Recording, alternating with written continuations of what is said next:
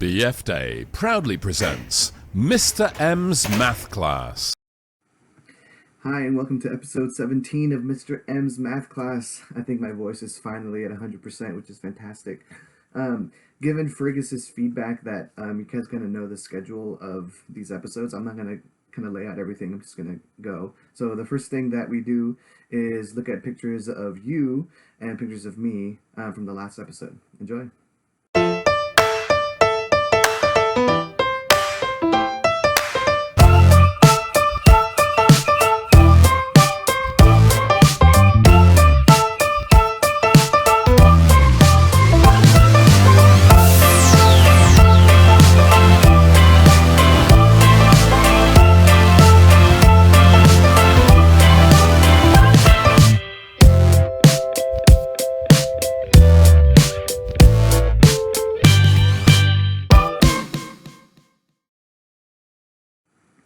Our estimation today was provided by Devaney, and her question is, how many cat stuffies does she have?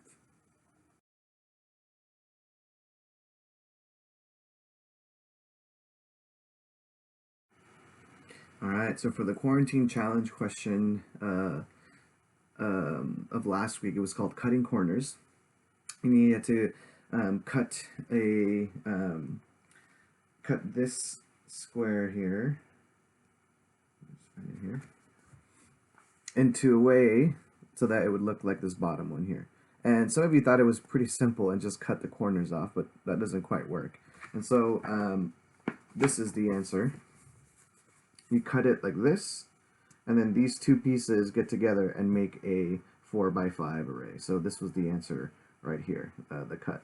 And as of right now, there were two people. If there were anybody else who turns it in the next hour, I'll put their name here in the bottom. But the two that I have right now are Fergus and Mateo.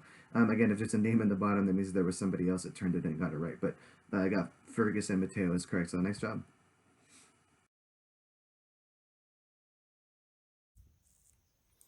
All right, guys, so we're going to talk about the powers of 10 today. And this should be a relatively pretty straightforward lesson.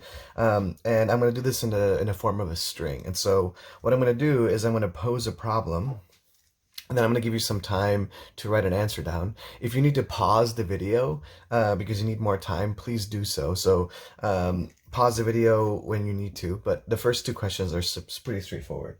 So the first one we're going to do is 32 times 10. Now, I'm sure a lot of you immediately got 320 because it becomes 10 times bigger, and I put a 0 at the end of 32 to show that it is 10 times bigger. A place value system allows us to do that. And so the answer is 320. Number 2.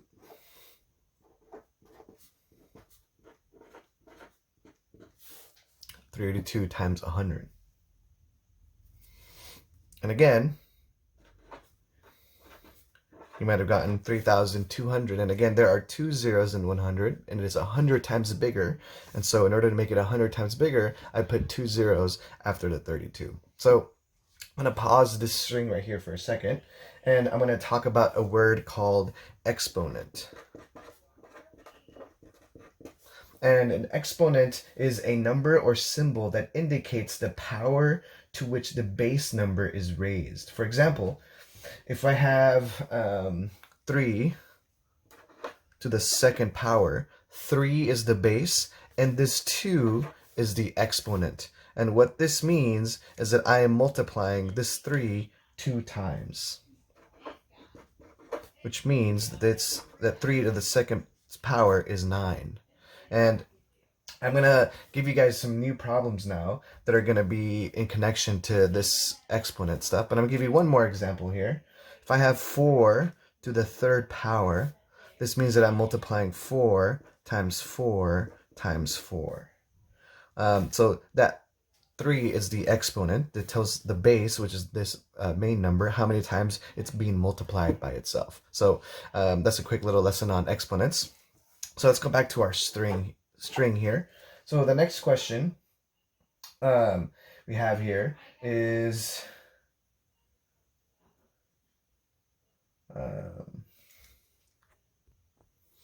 All right, so I got a little sidetracked there. So it's actually we're not going to go back to the string just yet. If we're going to look at the powers of 10, and so 10 to the first power, if this just means 10. 10 to the second power means I have 10 times 10, which is 100. 10 to the third power, which would be 10 times 10 times 10, which gives me 1,000. And then lastly, 10 to the fourth power gives me 10 times 10 times 10 times 10, which gives me 10,000. Now you might notice a couple things here. The number of the exponent matches the number of zeros. I have two tens, I multiply them together, and I have two zeros at the end. 10 to the third power, I have 3 zeros at the end, and I have 10 to the fourth power, I have 4 zeros at the end, and 10 times 10 times 10 times 10, which is pretty cool. So let's say I had a question like this that was very similar to what we did here before, but the question here is, and this will be 2a, 32 times 10 to the second power. So this actually means the same thing as up here, except it's a little different. So I would just expand this to 32 times 10 times 10. And 10 times 10 is the same as 32 times 100, which then gives us also the answer of 3,200. So this is just another way of writing 100. So pretty interesting here. Now let's say I had a question like this. And let's call this 2b. And let's say I had 64,000 divided by 10. I'll give you a moment to think about that.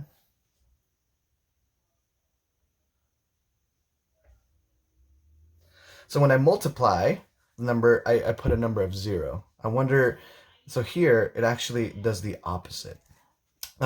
Because I'm making it 10 times smaller, I actually get rid of a 0. And this allows this to be 6,400. And if I continue that way, let's go back to the string here. So the third question here is 64,000 divided by 10 to the second power. So 10 to the second power, you might think, what is that? That's 100. So that's 64,000 divided by 100. And because there are two zeros here, I take two of them away. And so the answer here is 640. Next question. So I had 64,000 divided by 10 to the third power. Now you might notice here a pretty cool pattern. Because this is 10 to the third power, and that means 1,000 that we have here, and there are 3 zeros, I can actually get rid of all 3 zeros, and the answer is just 64, because it is 1,000 times smaller. Pretty awesome. So let's have this next question. Let's say I had 4 5/10 times 10 to the first power. Now, with the decimal point, I can just move 1 over, it just gives me 45, because this also, when I move the decimal point over, it makes it 10 times bigger. So if I move it to the right, it makes it 10 times bigger, which gives us the answer of 45. So let's have another question. So let's say I had 4 5/10 times 10 to the second power. So here, I move the decimal point over not just once, but twice. So it gives us an answer of 450. Again, because this is 10 to the second power, I move it over once and another time, and that makes it 450. Another one, if I have 4 to the fifth power times 10, 4 5/10 times 10 to the third power, I am multiplying this by 1,000. And so you notice again, it's just shifting over 3 times, and so the answer would be 4,500, which is really, really cool. At least I think so. Now let's say I had 2 7/10 divided by 10 to the first power. Now we talked earlier up here that we move it, so in multiplication, if I move the decimal point to the right, it makes it bigger. So if I'm dividing by 10, then I move it over to the left and make it 10 times smaller. So this would be 27 hundredths. The next one 2.7 divided by 10 to the second power. This would be 2.7 divided by 100. And because there are 2 zeros, I move over the decimal point twice to the left, and that becomes 27 thousandths. And the last one, 2 7/10 divided by 10 to the third power. I'll let you pause that and think about that for a second. What do you think the answer is for that? And if your estimate was 2 7/10 divided by 1,000, which gives us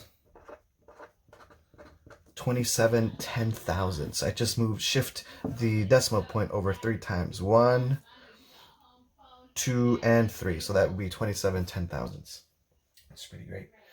So really, really awesome job. You're going to have a couple worksheets to work on today, not too many, and then we will continue this lesson next week.